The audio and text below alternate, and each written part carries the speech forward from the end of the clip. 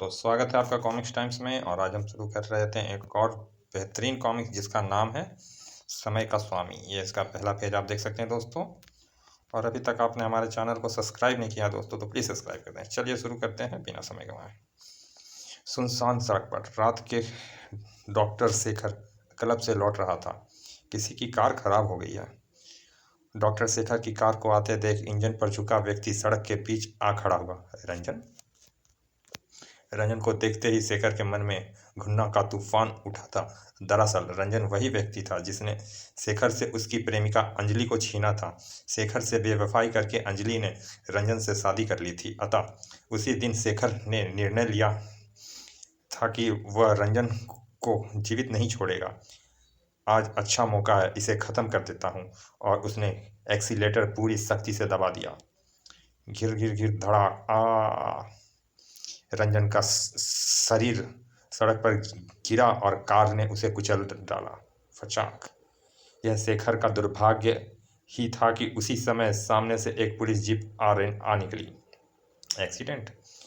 Police देखकर शेखर घबरा गया और कार को तीव्र गति से दौड़ा दिया। अब मैं पकड़ा जाऊंगा। वह एक्सीडेंट करके भाग रहा है, रोको उसे।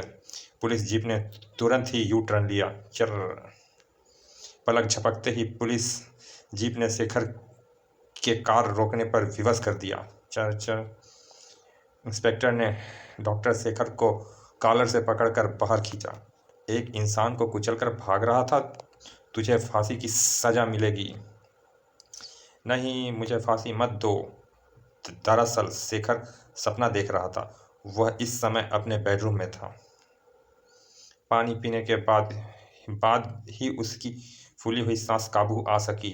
मैं रंजन की जान अवश्य लूंगा, लेकिन ऐसी योजना बनाकर कि कानून मुझ पर हाथ ना डाल सके। अब उसे नींद नहीं आ रही थी, इसीलिए उसने कोठी के नीचे तहखाने में बनी अपनी प्रयोगशाला का रुख किया। 11:30 बज रहे हैं। प्रयोगशाला का पहला कमरा चिड़ियाघर की भांति था। ची ची गुर्र गुर्र। इस कमरे को दूसरी और एक बड़े हॉल में शेखर की मुख्य प्रयोगशाला स्थापित थी। दरअसल शेखर एक प्रतिभाशाली वैज्ञानिक था और उम्र को बढ़ोतरी की गति कम करने का प्रयोग कर रहा था। उसका विचार था कि अगर उम्र की गति पर काबू पा लिया जाए तो इंसान अमर हो सकता है। इसीलिए उसने जानवरों पर प्रयोग आरंभ कर दिया था। इसके लिए उसने शीशे का एक वृत्ताकार केबिन बनवाया था जो हर समय ना दिखाई देने वाली एटमी किरणों से भरा रहता था। इलेक्ट्रॉनिक मोटर द्वारा वह पूरा केबिन एक निर्धारित गति से घूमता रहता है। उस केबिन में डूंगा नामक एक बंदर को रखा गया था। खों खों खों खों। अपने प्रयोग की सफलता जानने के लिए शेखर रोज उस बंदर पर परीक्षण करता था। हेलो डूंगा। डूंगा उछलकर उसकी गोद में आ चढ़ा। खों खों खों खों। बस बस, बहुत प्यार हो गया। उसने जबरदस्ती बंदर को नीचे उतारा था। अब बस करो डूंगा। तभी डूंगा की नज़र केबिन के खुले दरवाजे पर पड़ी और उसने बाहर छलांग लगा दी। हे डूंगा। डॉक्टर शेखर के रोकने से पहले ही डूंगा बाहर निकलकर केबिन की गति कंट्रोल करने वाली मशीन के निकट जा खड़ा हुआ। डूंगा डॉक्टर शेखर को अक्सर उस कंट्रोल मशीन के लीवर को हिलाते डुलाते देखता था। आज उसने भी पूरा लीवर ऊपर उठा दिया। खट। लीवर उठते ही केबिन को घूमने की गति बढ़ गई और दरवाजे की ओर बढ़ते हुए डॉक्टर शेखर की धड़ाम हो गई। धड़ाम। एकाएक नीचे गिरने से शेखर के सिर का पिछला भाग फर्श के साथ जोर से टकराया। ठाक। उसकी आंखों के आगे अंधेरा छा गया। ओह। डूंगा ने आज़ाद होने की खुशी में एक चीख मारी और कमरे से बाहर जाने के लिए लपक लिया। खों खों खों खों। डॉक्टर शेखर को जब होश आया तो उसे लगा जैसे वह झूला झूल रहा था। ओह उफ। तुरंत ही उसके मस्तिष्क ने स्थिति की गंभीरता को समझ लिया था। केबिन की गति बढ़ने से एटॉमिक किरणें मेरे शरीर पर बुरा प्रभाव डाल सकती है। मुझे बाहर निकलना होगा। उसने लेटे लेटे ही केबिन के दरवाजे की ओर सड़कना शुरू कर दिया। ओह आह। दरवाजे के निकट पहुंचकर उसने बाहर छलांग लगा दी।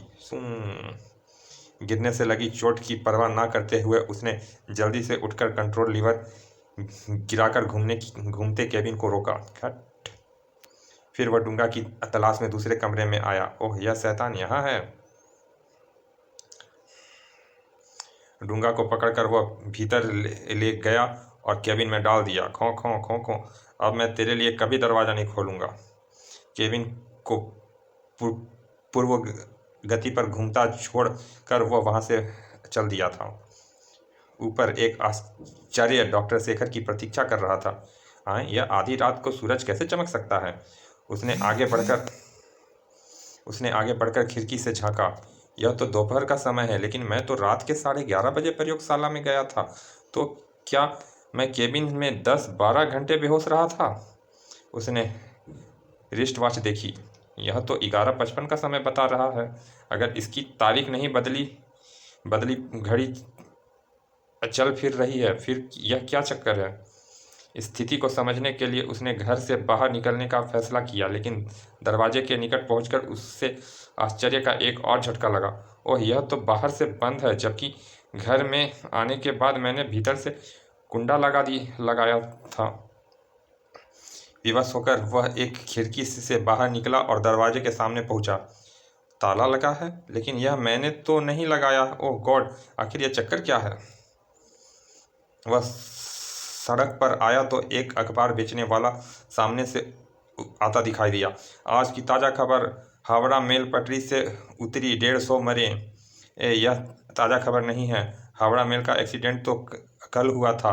तुम झूठ बोल रहे हो, अखबार बेच रहे हो। झूठ बोलकर अखबार बेच रहे हो। हम झूठ क्यों बोलेंगे जी, खबर तो आज ही छपी है। उसने अखबार लेकर देखा। वह 4 जुलाई गुरुवार का अखबार था, लेकिन आज तो 5 जुलाई और शुक्रवार होना चाहिए। लगता है आप नशा किए हैं साहब, एक दिन आगे की सोच रहे हैं। ही होकर अपना अखबार लेकर आगे बढ़ गया। कुछ अन्य लोगों से पूछताछ करने के बाद डॉक्टर शेखर का आश्चर्य 1000 गुना बढ़ गया था। सभी आज 4 जुलाई और गुरुवार का दिन बता रहे हैं। अब तो बस एक ही नतीजा निकाला जा सकता है कि जब मैं केबिन में गिरा था तो विशेष एटॉमिक किरणों की गर्मी और केबिन के घूमने की गति के कारण मैं वर्तमान समय से एक दिन पीछे पहुंच गया हूं। अर्थात मैंने समय के बीच यात्रा की। अपने इस विचार को सच्चाई जानने के लिए उसने तुरंत अपनी प्रयोगशाला में पहुंचकर डूंगा को केबिन से बाहर निकाला। मुझे एक प्रयोग करना है। फिर वह कंट्रोल लीवर के निकट जा खड़ा हुआ। 11:30 बजे मैं प्रयोगशाला में आया था और जब मैं ऊपर बेडरूम में पहुंचा तो मैंने घड़ी देखा 11:55 का। समय तो अगर प्रयोगशाला में आने जाने का समय काट दिया जाए तो केबिन में 15 मिनट रहा होगा। उसने लीवर खींचकर केबिन को उल्टी दिशा में घुमा दिया और अब मुझे 15 मिनट इस उल्टे घूमते केबिन में रहना है। वह केबिन के फर्श पर जाकर गिरा, लेकिन इस बार वह उसके लिए तैयार था, इसीलिए उसे चोट नहीं लगी। 15 मिनट तक वह केबिन में वैसे ही पड़ा रहा। ठीक 15 मिनट बाद उसने केबिन से बाहर छलांग लगाई, लीवर खींचकर केबिन को रोका, फिर तेजी से ऊपर की ओर दौड़ा। बेडरूम में पहुंचते ही उसने खिड़की की ओर देखा, जिसमें से रात का सितारा भरा आसमान दिखाई दे रहा था। ओ माय गॉड, मेरी सोच ठीक निकली। मैं वापस वर्तमान समय में पहुंच गया हूं। जोश और खुशी से वह दीवाना हुआ जा रहा था। मैंने समय के बीच यात्रा करने का फॉर्मूला ढूंढ लिया है। इस तरह की यात्राएं करके मैं धन भी कमा सकता हूं और अपने शत्रु रंजन को भी ठिकाने लगा सकता हूं। अगले दिन अर्थात 6 जुलाई शनिवार की सुबह डॉक्टर बाहर जाने के लिए तैयार होकर अपनी प्रयोगशाला में पहुंचा। आज मैं इस केबिन में बैठकर भविष्य में जाऊंगा। चैम्बर की गति क्लॉक दिशा में सेट करके उसने भीतर छलांग लगा दी। समय का उसने ऐसा हिसाब बिठाया था कि वह एक दिन आगे पहुंच गया जाए। फिर अपनी कोठी से बाहर आते ही उसे एहसास हो गया कि वह भविष्य में आ चुका है। मैं एक दिन आगे आ चुका हूं। आज इतवार का दिन है, तभी दुकानें बंद हैं। अपना शक दूर करने के लिए उसने एक दुकान से अखबार खरीद कर उसकी तारीख देखी। 7 जुलाई रविवार। अब कोई संदेह नहीं रहा, इस समय मैं भविष्य में खड़ा हूँ। अखबार मोड़कर उसने कोट की भीतरी जेब में रख लिया था। अब मुझे रंजन के मर्डर की तैयारी शुरू कर देनी चाहिए। सबसे पहले मुझे एक रिवॉल्वर चाहिए जो मैं हथियारों की दुकान से चुराऊंगा। शीघ्र ही वह दूसरी कॉलोनी में स्थित एक हथियारों की दुकान में था। Yes, me I help you? कोई अच्छा रिवॉल्वर दिखाइए। दुकानदार ने उसे कई रिवॉल्वर दिखाए। एक पसंद करने के बाद उसने मैगजीन भरी। क्या दाम है इसके? सिर्फ 5,000। अगले ही पल उसका हाथ घूमा था। ठाक। ओह! दुकानदार की बेहोश करके वह दुकान से बाहर भागा तो भीतर आते एक ग्राहक से टकरा गया। धड़ाक। उफ! यह संयोग ही था कि वह ग्राहक डॉक्टर शेखर से परिचित था। अरे डॉक्टर शेखर, तुम यहाँ रिवॉल्वर लेकर कहाँ भागे जा रहे हो? उफ! यह आकाशलाल कहाँ से आ मरा? तभी आकाशलाल की नज़र बेहोश दुकानदार पर पड़ी। ओ गॉड, क्या उसे तुमने मारा है? खून खून मारे गए, यह तो शोर मचा रहा है। हड़बड़ाहट में डॉक्टर शेखर ने उसकी खोपड़ी का निशाना लेकर फायर कर दिया। ढाई। शीशे के दरवाजे होने के कारण आवाज़ बाहर नहीं गई। रिवॉल्वर जेब में रखकर वह दुकान से बाहर निकला और तेजी से अपनी कोठी की ओर चल दिया।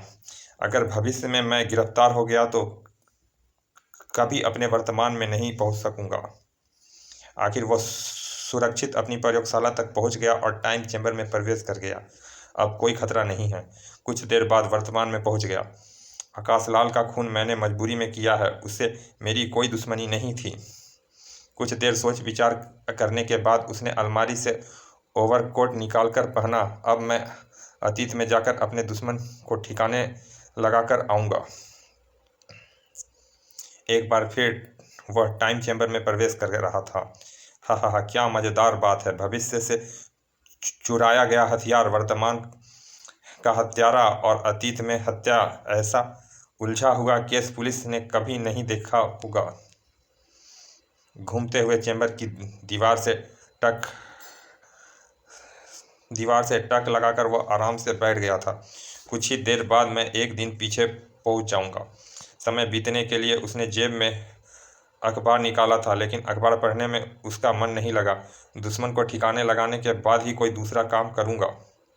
वह जब कोठी से बाहर निकला तो एक दिन पीछे अतीत में पहुंच चुका था। मैं आ रहा हूं रंजन, मरने के लिए तैयार हो जा। कुछ ही देर में वो अपने दुश्मन के फ्लैट पर पहुंच गया। ओह, यह तो ताला पड़ा है, अब क्या करूं? वह एक रेस्टोरेंट में जा बैठा। शायद शॉपिंग के लिए गए होंगे। थोड़ी देर बाद जाकर देखूंगा। सैंडविच और कॉफ़ी से पेट भरने के बाद उसने बेयर को पुकारा। ए, मेरा बिल लाओ। साथ ही उसने पर्स निकालने के लिए जेब में हाथ डाला था, लेकिन पर्स तो वह अपने साथ लाना भूल गया था। ओह, अब क्या करूं? क्या बात है साहब? बाबा, बात यह है कि मेरा पर्स कहीं गिर गया है। ही, वही पुराना बहाना। यह बहाना नहीं है भाई, सचमुच मेरा पर्स। चुप बे, बहुत आते हैं तेरे जैसे। बेरा तुरंत ही बदतमीजी पर उतर आया था। ए, तुम तमीज़ से बात करो। अबे, मुफ्त का माल उड़ाने के बाद हमें तमीज़ सिखा रिया है। तुझे तो मैं पुलिस के हवाले करूँगा। पुलिस का नाम सुनते ही डॉक्टर शेखर घबराकर भाग खड़ा हुआ। पुलिस के आते ही मैं अतीत के समय का कैदी बन जाऊंगा। ओए पकड़ो! दरबान ने उसे रोकना चाहा, मगर उसे तो किसी भी तरह बचकर निकलना था। ढिशुम! ए! होटल के कर्मचारी भी उसका पीछा छोड़ने को तैयार नहीं थे। पकड़ो पकड़ो! क्या मुसीबत पीछे लग गई है। पीछा छुड़ाने की नीयत से शेखर निकट का एक गली में घुस गया। दूसरी ओर मेन रोड है। दूसरी ओर गली से निकला तो एक कार के टकराते टकराते बचा। चल! उफ! संयोग देखिए कि वह कार उसके दुश्मन रंजन की थी। अरे शेखर, कहाँ भागे जा रहे हो? और मैं छोड़ दूं तुम्हें। रंजन?